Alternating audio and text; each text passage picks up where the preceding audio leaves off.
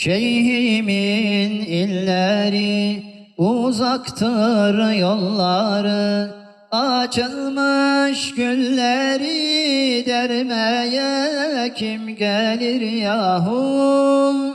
Açılmış gülleri dermeye kim gelir yahu? Şeyhimin özünü severim sözünü, mübarek yüzünü görmeye kim gelir yahu? Mübarek yüzünü görmeye kim gelir yahu? Şeyhimin ilinde, asası elinde, şeyhimin yolunda olmaya kim gelir yahu?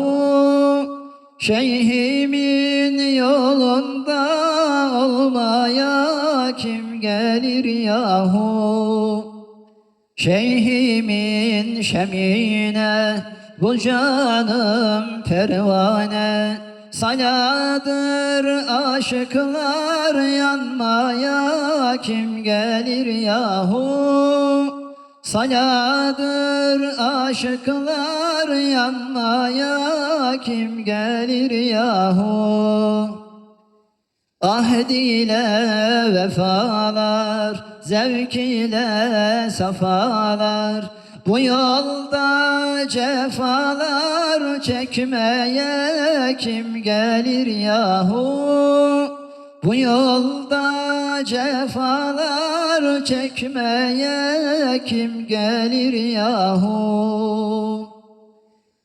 Ahd ile gözyaşı, Yunus'un haldaşı, zehir ile şol aşı yemeye kim gelir yahu?